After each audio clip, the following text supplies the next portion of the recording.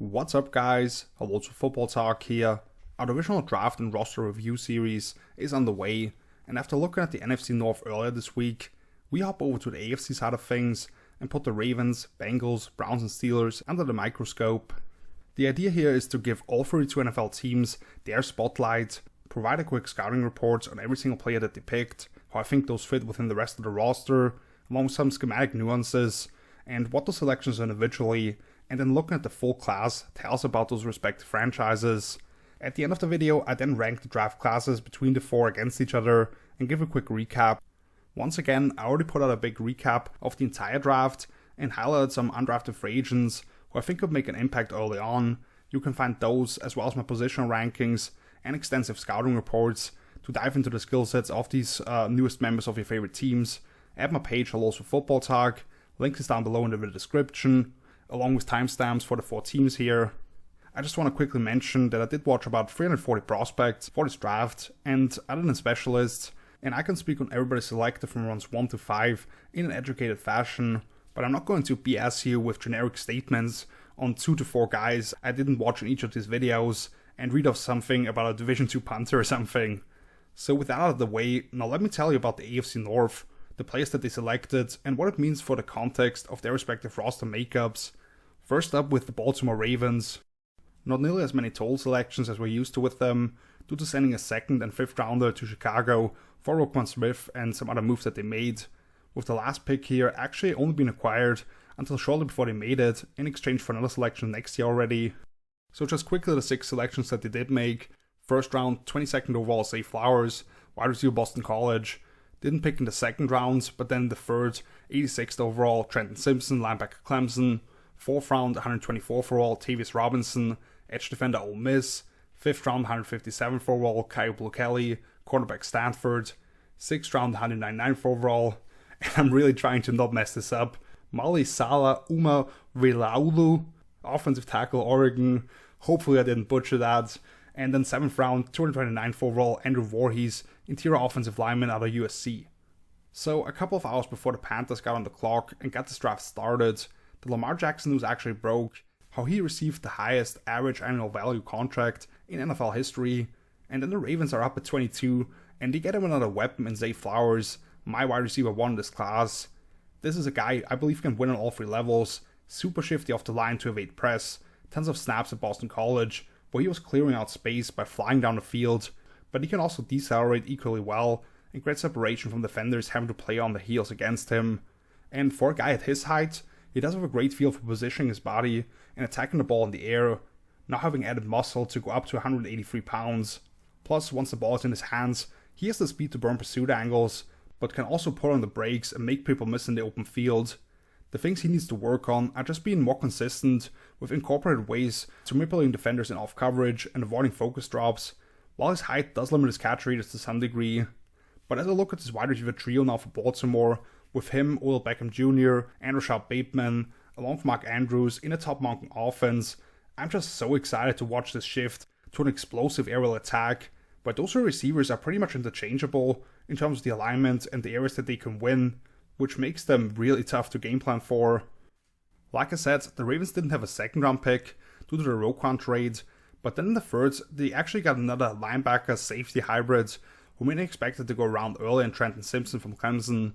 Somebody I wasn't as high on his consensus, because at this point I believe he's a better athlete than football player, but in this area he's actually a slight value selection. The range on the 2nd level that he can provide is obviously tremendous, where you see him run down plays on the backside and get scrambling quarterbacks to the ground. I don't think he's shown great diagnosing skills as a between the tackles run defender, and his awareness and coverage leaves things to be desired, but where he can really shine is as a blitzer, because of the closing burst when you use him on loops and attack from different angles, while he doesn't shy away at all from crashing into bigger bodies in all areas. I'm interested to see what Simpson's usage looks like this season, because the Ravens traded away Chuck Clark for peanuts, and now it would appear that Kyle Hamilton won't be a full-time slot anymore, which is when he really started to find his footing as a rookie. I could imagine Simpson basically being that oversized slot defender on early downs, and then they use him closer to the line of scrimmage as part of the pressure packages.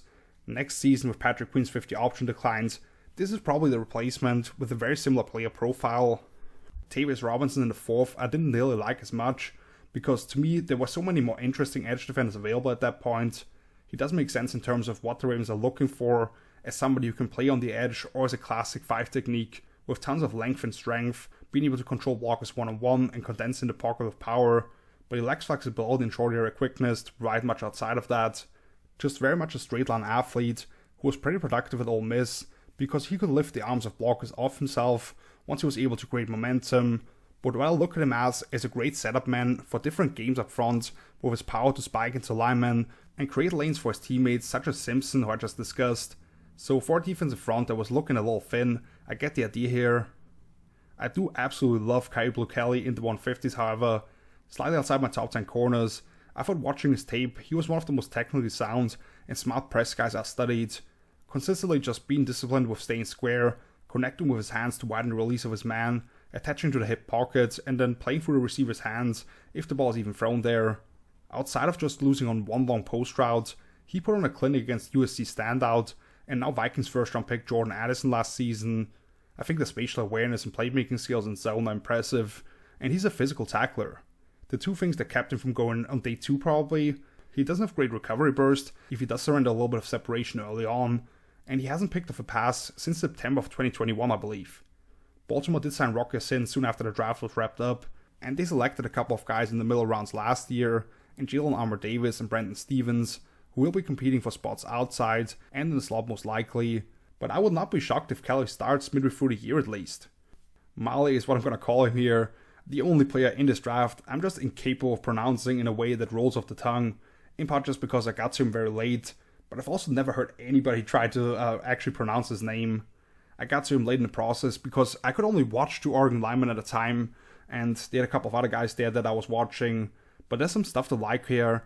Prototypical size for a tackle with good girth throughout his frame and 34.5-inch arms, accelerates into contact with good dexterity to latch on challenging angles against guys in the run game, frames rush as well with the appropriate anticipation and ability to read pass rushers while using his length to help him out, gets too far over his skis in the run game and kinda goes for kill shots rather than trying to sustain blocks at times. Plus in the pass game, he heavily relies on the two-handed strikes and sort of plays on his tiptoes a lot, which NFL pass rushers will be able to punish him regularly. The Ravens drafted another mountain of a tackle in Daniel Falele out of Minnesota last year. Both played on the right side in college, but have things to be cleaned up. I would have expected them to add somebody behind the often banged up Ronnie Stanley on the left side, but maybe you can flip either guy over, and now you have those 7 guys plus another guy on the interior that you carry on game days. And one of the coolest moments I thought of the entire draft came in the 7th round when the Ravens called up their division rivals in the Browns and sent over a 6th round pick next year for pick 229 when they selected Andrew Voorhees, who recently tore his ACL at the Combine and will likely miss his entire rookie season. The dude was the mall of consistency for the Trojans, however, playing multiple positions thanks to how strong he is and his football IQ, his understanding for angles, the control he plays under, and his knack for using the momentum of defenders against them make him an excellent run blocker. While in the pass game, he braces against power, is actively looking to refit his hands in order to shut down rushers, keeps his head on a swivel if unoccupied, and never allowed more than 2 sacks in a season at USC. He will miss his entire rookie season as somebody who will already turn 25 before he gets onto an NFL field, while not being the most light-footed athlete, but they may just get a starter in 2024 out of this. So looking at this class as a whole, wide receiver and cornerback were the 2 biggest needs, and while they waited long on the latter one of those 2, they might have addressed it anyway with Kyle Blue Kelly, who had a 3rd round grade on, and of course Zay was my wide receiver 1. Simpson makes some sense as an eventual replacement for Patrick Queen next year, where he wants him to roam freely and be used as a pressure player on passing downs, while Roquan does all the legit linebacker stuff, so to speak. Wasn't a big fan of the Robinson pick in terms of where he got him, even though it makes sense for what they're typically looking for, and then they get a couple of linemen late who can make an impact a year from now when they have some contracts running out. The Voorhees selection is actually quite savvy, because since he'll need to redshirt, it's like they'll draft him next year in the 6th round basically. Not nearly as much maneuvering and acquisition of picks as we're used to from Eric DeCosta and company, but they did make good use of what they had. Bringing us to the Cincinnati Bengals up next, coming off another AFC Championship game appearance, and that's what this draft for them felt like honestly. 1st round, 20th overall, Miles Murphy, edge defender Clemson. 2nd round, 60th overall, DJ Turner, cornerback Michigan. 3rd round, 95th overall, Jordan Battle, safety out of Alabama. 4th round, 131st overall, Charlie Jones, wide receiver Purdue. 5th round, 163rd overall, Chase Brown, running back Illinois. And then 3 6th rounders, Andre Yoshivas, wide receiver Princeton, Brad Robbins, punter Michigan, and DJ Ivey, cornerback Miami. Murphy's draft stock felt so up and down throughout this process, where a lot of people fell out of love with him due to the 22 tape being worse than the year prior, kind of how it was for all Clemson defenders to be honest. But then he had an awesome pro day, and I had him as my edge 3 all the way, as part of a crowded group behind Will Anderson Jr. and Tyree Wilson. Tremendous run defender with heavy hands at the point of attack, but also extremely active to work off contact, create angles towards the ball, and involve himself in the action.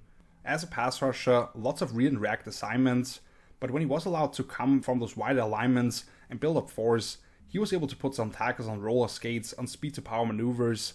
Weirdly small hands, and allows athletic tackles to get into his frame too easily, but those high-end reps he did have were pretty freaky. He lands nasty long arms and will only become more dangerous as he keeps working on push-pull maneuvers. Very much in line with the type of player that Cincy is looking for on the edge in terms of those long, strong athletes. Trey Hendricks and Sam Hubbard still both have multiple years left on the contract, so I would expect a bunch of sets with 3 defensive ends on the field, and we could see Murphy slide over guards quite regularly. Then in the 2nd round, they get the fastest corner in this class. DJ Turner ran a 4.26 at the combine, and you see that show up on tape, where he can run with basically anybody, vertically or across the field, has the athletic feet to mirror releases playing close, but also the great click and close explosiveness to drive on routes when he's in off alignment, stays true to his responsibilities in zone coverage, and quickly shuts down screen passes towards his side. He is sub 6 foot and 180 pounds however, and you see that size become an issue, not being able to re-rock guys in press, a long separation when guys give him a little nudge at the top, and just not being able to disrupt the catch point when he's tangled up with somebody down the field. He's definitely willing in run support, but will have his issues fighting off blocks, and more of an ankle biter as a tackler, so not the type of corner that they usually target in Cincinnati, where they look for those long physical guys on the outside, but I'm guessing with the speed Baltimore just added in Zay Flowers in the 1st round, and just being able to deal with speedsters at the top of the AFC, I see why you would want that type of guy. They come back with another pick in the secondary in Jordan Battle in the 3rd.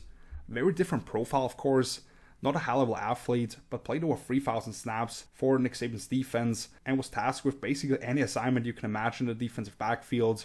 He's a plus run defender from depth, the slot, or as a member of the box, with the size to deal with blockers and reliable tackling skills, deciphers through route patterns in an advanced fashion, understands who he's facing when tasked with man coverage, and he has awesome ball skills. Where you can get him a little bit is biting on play action, and there's a lack of range, where you see him give more ground than you'd like to see in deep zone coverage, and not the type of quick burst to make plays outside his area. The Bengals lost the 2 starting safeties from these past few seasons in Jesse Bates and Von Bell, who played really good ball for them, but they did draft Dax Hill late in the 1st a year ago, and they signed a pretty underrated player in Nick Scott as a free agent. I think Bell could see the field quite a bit in free safety sets, and as a dime linebacker potentially, with how many different personnel sets they want to run under Lou Anarumo defensive coordinator. Day 3, Cincinnati focused more on offensive skill positions, with a couple of wide receivers that in terms of player profiles are almost polar opposites. Charlie Jones is 5'11", 180 pounds, and lacks a certain physicality to stay in charge of the route stem and stack guys vertically, but really understands how to set up defenders with advanced footwork and just how to play the position, consistently being friendly to his quarterback with the way that he comes out of his breaks, adjusting on secondary routes, and really catches everything. Meanwhile, Andre Yoshivas is 6'3", 205 pounds, ran a 4.43 and had a 39-inch vertical jump. He can take a shallow crosser towards the opposite sideline and defeat pursuit angles, but also dunk on defensive backs down the field with his high point skills. He's not nearly as refined as a player, however, having run a super limited route tree and not using his power to dictate terms as a route runner or blocker yet. Other than the starting trio of Chase, Higgins and Boyd, Trenton Irwin was really the only somewhat proven receiver on that roster, so getting those 2 very different skill sets is interesting. I would not be surprised if they decide to not pay Boyd, since they'll make those 2 outside guys and Joe Burrow's contract of course bigger priorities, because Jones can do a lot of similar stuff. In between those 2 receivers, they got the second Brown brother, and somebody who went for nearly 1,900 yards and 13 touchdowns from scrimmage last season at Illinois, another guy with a 4.43 in the 40, and great testing all around, and that shows up in the way that he hits the hole at full throttle a lot of times, being able to contort his body and slip off tacklers. uses his stiff arm very well and continues to turn his legs in order to gain yards from contact. He reminded me of Khalil Herbert at Virginia Tech to some degree. His pacing and ability to set up his own runs, with the way he gets linebackers leveraged out of the lane, leave things to be desired. He had 4 fumbles last season and saw a very simplistic usage in the pass game. I could definitely see him becoming the RB2 there in the Samaje Perine role, who is now in Denver, but where he definitely needs to get better at if he wants to take over those snaps is pass protection, where he has a bad tendency of dipping his head and allowing rushers to slip off him. Unfortunately, I don't have anything on specialists, like I said, with Brad Robbins probably stepping right in as the starting punter in place of Kevin Huber, who is currently still a free agent, and I only watched Tyreek Stevenson in terms of the Miami secondary. I just know that DJ Ivy's a long athletic kid that lost early in the route more than you'd like to see, just from watching him on the screen at the same time. Like I said at the top, this draft was very much in line with what you'd expect a team competing for the conference to do, adding to the defensive line and secondary early on to counter teams like the Chiefs, Bills, and Ravens, look at the offensive weaponry, but also what you'd expect from Duke Tobin as a general manager, once traded down by 3 spots in the 3rd round, but otherwise just sticking and picking as always, adding pieces to the offensive skill position spots to have options down the line. No big surprises, solid value all around. I really don't have that much to say, to be honest. The tight end depth chart leaves things to be desired as I look at it right now with Irv Smith and a couple of other guys that they have there, which is where this draft was very strong at, and I thought they could have restocked the interior defensive line a little bit, but that's probably where they still may be able to sign some veterans. Let's move on now though to the Cleveland Browns, who didn't get on the clock until the 3rd round, but had a meaty collection of mid-round picks. 2 selections in the 3rd round, 74th overall Cedric Tillman, wide receiver Tennessee, and 98th overall Siaki Ika, interior defensive lineman out of Baylor. Then 2 4th rounders, 111th overall DeJuan Jones, offensive tackle Ohio State, and 126th overall Isaiah McGuire, edge defender out of Missouri.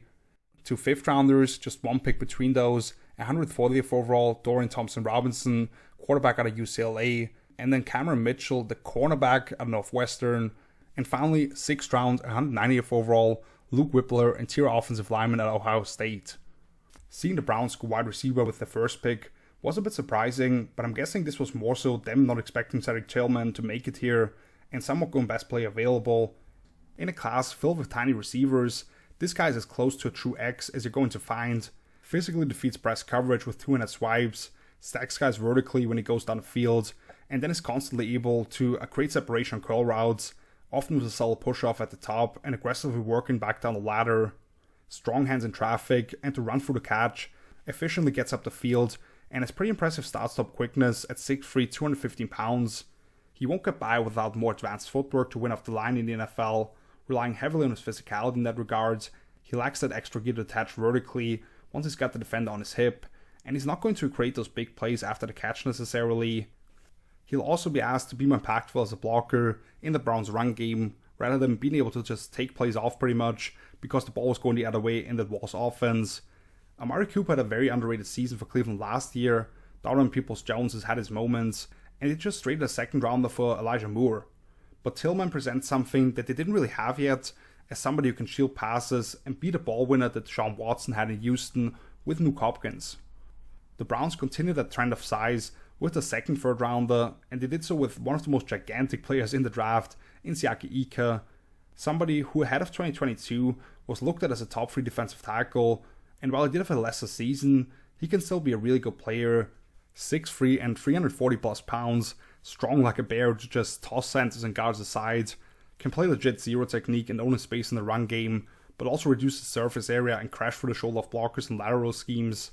At this point, definitely more of a pocket pusher in the pass game, but he does incorporate some push-pull maneuvers and will surprise guys with the high swimmer times.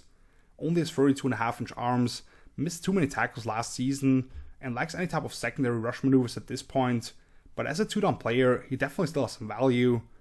Cleveland's big free agency signing this year was Dalvin Tomlinson, so now you have Ika as a backup to keep those guys fresh, and make sure you never see your guys in the A-gaps get pushed back into the linebacker slaps, to allow guys like Jeremiah Owusu-Koramoah and company to roam around freely and get to a 3rd and long, instead of constantly allowing offenses to stay ahead of the chains. At the top of Dave Reed, they select a player that saw his name in 1st round mocks about a month ago still, in DeJuan Jones, the mountain of a right tackle for Ohio State. Fell here due to some football character concerns, about sitting out Senior Bowl week after one strong practice, which isn't the first time we've seen players pull out like that, but that combined with some weight management worries probably led to him dropping this far. The profile is pretty ridiculous, 6'8", 375 pounds, with like an 88-inch wingspan, easily able to dig edge defenders towards the outside hip and ride them down the line in the zone run game, quick jump out of his stance, and you really have to circle around him pass pro with that length, because if you get too close, he will put you in a cage and not let you get away anymore. Lots of short sets and relying on his ability to force rusher to work around him, however, rather than actual kick slides, and also content to just using his upper body, push guys around the ground. But I thought he really made some strides last season in terms of his urgency of the snap. Not really sure how he fits into this Browns roster. I called him a loser of this draft because he lost out on a bunch of money, of course, but Cleveland also just resigned Jack Conklin on the right side, and still have 2 all-pro caliber guards under contract, thinking if he could move inside. They also have another promising young tackle that they selected in the middle rounds a couple of years ago in James Hudson on the roster, so really just a depth piece at this point, even though I look at Jones as somebody that could be a starter in this league. The other 4th rounder, Isaiah McGuire, is in the mold of what I expected him to target in terms of a bigger defensive end who comes off the ball with violent hands and can set a physical edge in the run game, also uses the pop in his hands to stab at the chest of tackles and dictate rush reps, while working the rip off that or jumping inside after digging at one half of the blocker to take a direct path towards the quarterback, while playing with a non-stop mode in general. Could still do a better job of keeping the outside arm free in the run game and not going to stress tackles with quickness or fancy counter moves unless he takes advantage of poor weight distribution that he's created initially with power. I mocked Ohio State's Zach Harrison to Cleveland in the 3rd round, so this makes a lot of sense continuing to build on the early down unit. So then having brought in more of a speedball off the edge in Obo Okoronkwo pays off in passing situations. Quick message from the future. Of course, one day after recording this, the Browns traded for Za'Darius Smith in exchange for the equivalent of a 7th round pick to take his contract off the hands of the Vikings. I still have similar thoughts in terms of a heavy rotation for that second defensive end spot, and Okoronkwo being the speed element / high rusher as they layer the pass rush, while Garrett has some versatility to slide inside the free technique, and Z, I believe, becomes this versatile designated pass rusher that they can bring from different alignments and use as an off-ball blitzer to some degree. Never mind, moving on with the irregularly scheduled program. I love the Dorian Thompson-Robinson selection in the 5th round as the quarterback 10 off the board. I had him 6th in my personal rankings, and in a tier with Hendon Hooker, who went 75 picks early, I believe. Somebody in the mold of Jalen Hurts, having improved a little bit every year, very strong arm and wants to win from the pocket, being able to zip throws into tight windows, but also float it over the top of zone defenders to a crosser coming in behind them when he can't step into the release. Along with having learned how to use his eyes to manipulate the middle of the field, plus then he can slide away from pressure points, make people miss to squirt through a lane, and quickly punish a defense with picking up a first down, or even chunk plays with his legs. His accuracy is still a bit of a work in progress, where I see some mechanical things that he needs to clean up, which I encourage you to read through in my quarterback rankings or on my site, hellotofootballtalk.com if you're interested, while just needing to do a better job of protecting the ball by not forcing it into as many tight windows, or just bracing against oncoming hits. To me, he's almost a perfect backup for Deshaun Watson, with a very similar toolbox but actually more explosive, I would say. They're obviously not getting out of their contract for a while, and need this to work out, but I'm rooting for this kid to give him a run for his money eventually. Cam Mitchell, a couple of picks later, is reunited with former first rounder Greg Newsome out of Northwestern. Kind of has a similar skill set as well in terms of somebody who just gets the position, I believe, can play off and be efficient with redirecting against breaks, along with the light feet to mirror shuffle, accelerate and decelerate from fluff press, plus awareness, wide receiver distribution, and falling underneath targets in zone, while being a solid run defender and tackler. The one thing in that area that he really struggled with still is understanding when to replace the safety as a force defender. If the guy to his side cracks back on the safety, can get a little over aggressive with trying to jump routes at times, and doesn't have that extra gear he can access to make up that gap if he does guess wrong. Yet as I look at this Browns roster, beyond the starting three of Denzel Ward, Newsome, and rookie from last year Martin Emerson, the cupboard is pretty bare. I think with Mitchell being able to play inside and out, he's their fourth corner right away and should see the field a lot, especially if there's an injury. Finally, Luke Whipple in the 6th is another really nice value pick. I had a third round grade on him, and that's where I was largely projected to go. Not sure if there were any medical concerns that I'm not aware of, But otherwise, the only reasons I see him dropping this far is that not many wide zone based offenses were targeting center in this draft, because to me that's the only spot I really like him at, while his upper body strength, arm length, and ability to anchor do leave things to be desired. With that being said, he's a pretty impressive athlete at the position, with an advanced level of understanding for the intricacies of the game for just a redshirt sophomore, great short area agility to reach, block, and peel off combos to get onto linebackers, impressive lateral movement skills to mirror twitchy interior rushers, and sorts for different games with the right level of patience. I think there's a lot to like here as a backup center, which makes things interesting since they drafted Nick Harris a couple of years ago in D3 as well, who presents a very similar profile in terms of an undersized pivot only, yet they also just re-signed Ethan Posick, who is a much longer player and allows them to use him a little bit differently. So that's kind of curious. What value do they get out of those two offensive linemen that they picked here? Of course, it's day 3 and those guys are fine as backups, but they have the talent to become more than that, and maybe the Browns feel compelled to trade one of their frontline guys sometime down the road. I've got to say, I really like what Cleveland did here all around. Didn't expect Tillman to be the first pick, but that's appropriate value for the type of big-bodied receiver that they didn't really have on the roster before. Big focus on early down run defense for them. After they got steamrolled at times last year, they get a super talented developmental quarterback who they can put behind Deshaun and brings a lot of the same qualities, and they probably get that top backup core in the 5th round. I didn't question any of those picks in terms of when they were made. It leaves some questions about what future moves this may lead towards, but all in all, an excellent draft for this group, which we'd be talking a lot more about if it wasn't for the Pittsburgh Steelers, who even for more casual followers of the draft, it's pretty clear that they knocked this one out of the park. Let me run through the picks here real quick. First round, 14th overall, Broderick Jones, offensive tackle Georgia. 2 second rounders, 32nd overall, Joey Porter Jr., the cornerback at Penn State, and 49th overall, Keanu Benton, interior defensive lineman out of Wisconsin. Then 3rd round, 93rd overall, Daniel Washington, tight end out of Georgia.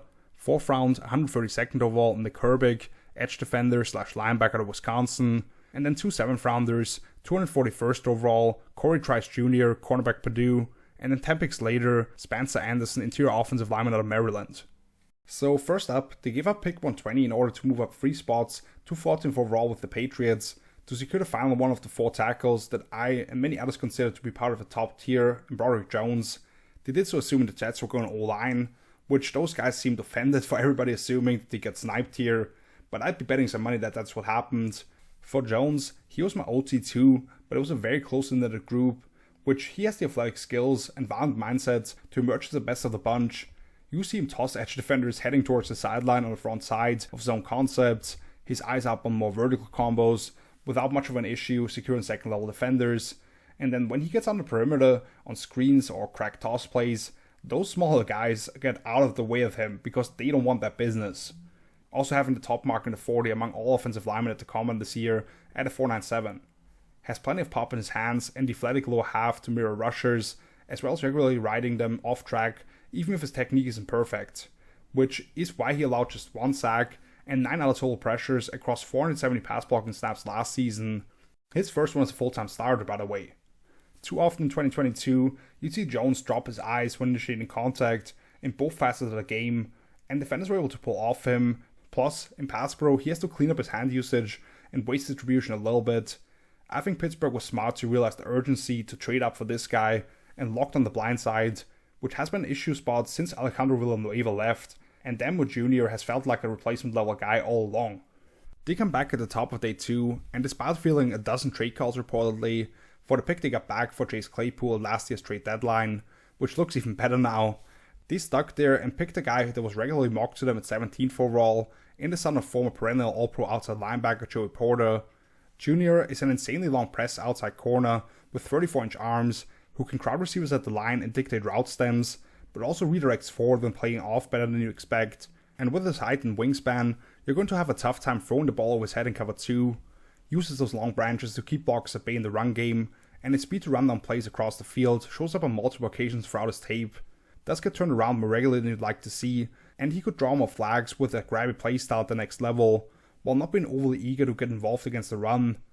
I think with the Steelers playing about as much cover 1 on first down as about anybody in the league, and his ability to throw off the timing against offenses, turn to cash in on quick hitters, plus then the physicality to squeeze down passing windows when they get back to zone is a great fit.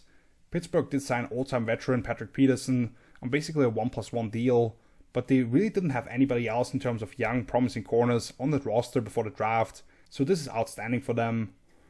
With the final pick in the top 50, they get a guy who is somewhat reminiscent of one of the all-time players that they've had there as well, but is actually still there for Keanu Benton to learn from, and that's Cam Hayward.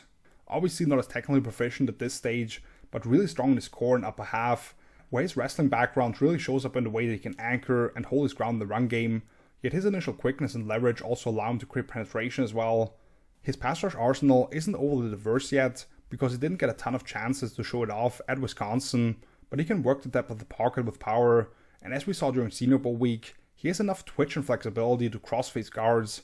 At this point he lacks much finesse to his rushes, and last season felt like he was more so experimenting a little bit, trying to broaden his horizon, while his hand placement generally could use some improvement if he wants to get close to the level of Cam, but I think this is a great environment for him, and his skill set fits very much with what the Steelers covered.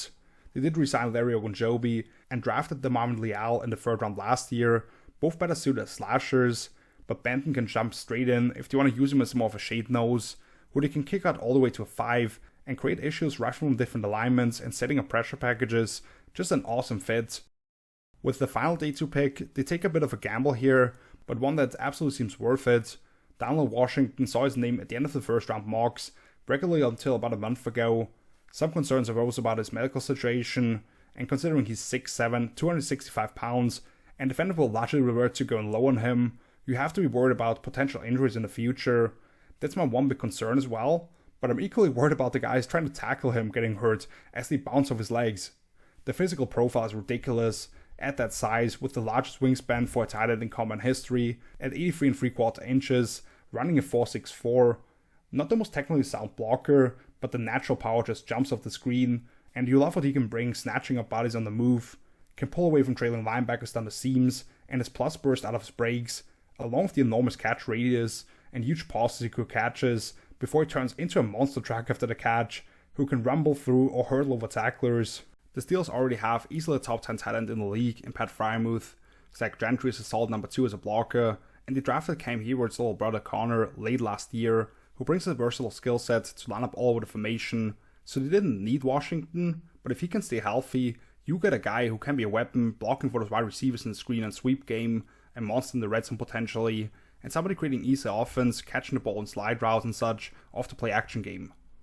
And this was actually also where the Steelers got back value, as they gave up pick 80 for 93 and 132, basically getting them Nick Herbig for free, who, and tell me if you've heard this before, is another hybrid linebacker / edge defender out of Wisconsin.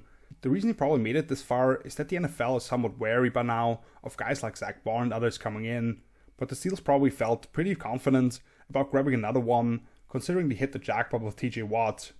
The things that make you wonder if Herbig is better suited playing off the ball is having only 31.5 inch arms and lacking force in his hands, while he has limited experience dropping into coverage and missed too many tackles in space. What you do really like is his activity as a run defender, quickly leading run schemes, staying true to his contained responsibilities, but also squeezing down tight ends into the action, forcing chaos. His feel as a pass rusher for setting up tackles, adding in different step sequences and shake to his rushes, along with the flexibility to flatten towards the quarterback, made him a very effective player for the Badgers. I think for Pittsburgh, he can be a third outside linebacker behind Watt and Alex Highsmith, who is on the final year of his rookie contract, but also on the inside, where they have a new starting duo, and Herbig can be a versatile piece in passing downs, where I think his field movement skills as a coverage asset are a plus, but then he can also rush him from different angles and get back to Blitzburg roots. 2 more 7th round picks, of which I can't speak much on Spencer Anderson, other than he's a good athlete with fairly short arms, had a really solid Shrine Bowl week, and could be a solid depth piece for this group. But Corey Trice, I thought would be a top 100 pick. Now we got some medical information later on. The teams red flagged his medicals mostly to make this make sense, because otherwise you're looking at a 6'3", 205 pound corner with 32.5 inch arms, impressive feet and ability to widen and stick with guys throughout the release and press, but also much better change of direction playing off zone than you'd expect, where he understands when he's being high-low stretched and arriving completions in front of him in a hurry, missing just 3.2% of his career tackling attempts. Playing too tall limits his initial burst as he tries to flip with guys who gain a step on him, and then he doesn't quite have that makeup speed to reattach to the guy's hip if the ball is thrown in stride. Plus he could certainly do a better job of turning his head and locating the ball down the field. But at the end of the draft, if this guy's healthy, that's a huge steal. If they end up moving Leroy Wallace into the slot, I would not be shocked if they move on Patrick Peterson next offseason and this guy ends up starting across from Porter on the outside. So this draft as a whole was absolutely bonkers. Tremendous value rounds 1 through 7, where it largely felt like they just got the top player on the board every time they were on the clock. Yet it also feels like things kind of fell into place for all those picks to make sense for them basically. They addressed by far the two biggest needs early on, with left tackle and cornerback, with Benton capable of immediately sliding in at the nose if they want him to. Everything made sense in correlation with what the rest of the offseason has looked like. The roster now appears to be the best it has been at least for years. And if Kenny Pickett can take another step from what it looked like at the end of this past season, this team has the ability to compete for a strong AFC North. The only worry you'd have with this class is a couple of these guys having injury concerns, but they did get them with the tax included, so gamble's worth taking, I say. Now let's stack these classes up against each other, and just to remind you, this is just a ranking of the draft classes, not the teams overall. And no surprise, Pittsburgh is at the top. I just said pretty much everything I needed to, but as you can tell here, the division is pretty much flipped in terms of where these teams were looked at it prior to the draft, in terms of readiness to compete.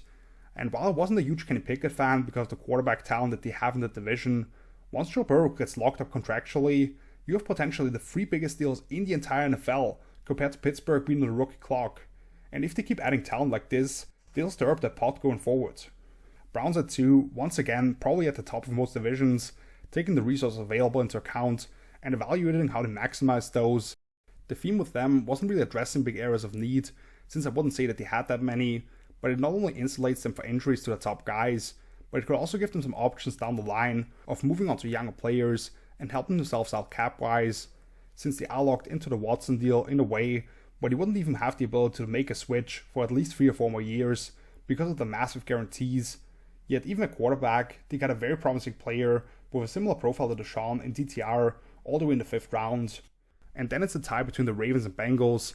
For Baltimore, it was quite different to most years, where they had less than the original draft capital available, rather than substantially more as we've seen regular in the past.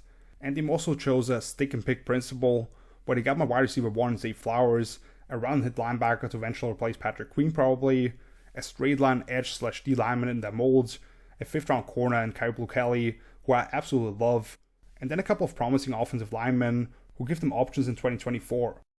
Cincinnati much more in line with the general strategy, just letting the draft come to them, just one slight move in the 3rd round, investments into the defensive line and secondary in order to stay ahead of the competition atop the AFC, once they let Lou and Room cook in the playoffs to counter the explosive offenses they'll be facing, and then restocking the depth on the offensive skill positions, where they'll soon be paying big for the stars that they have there.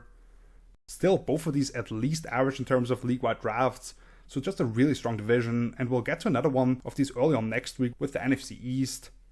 For now, thank you so much for watching. Like, subscribe, and share with a couple of friends. All of those things will be greatly appreciated by me. I put a ton of work into my draft evaluations and in this series to show all 32 fan bases some love and talk about roster construction. We're moving on to the NFC and AFC East next week, 2 very interesting divisions with a lot of playoff contenders. So I would love for everybody to follow along with the series. Let me know your thoughts in the comments, and feel free to check out all my other work at HelloSoFootballTalk.com. Link for that is down below in the description, along with my social media handles, where you can further engage with me and stay up to date with everything I do. So until then, see you later. Peace!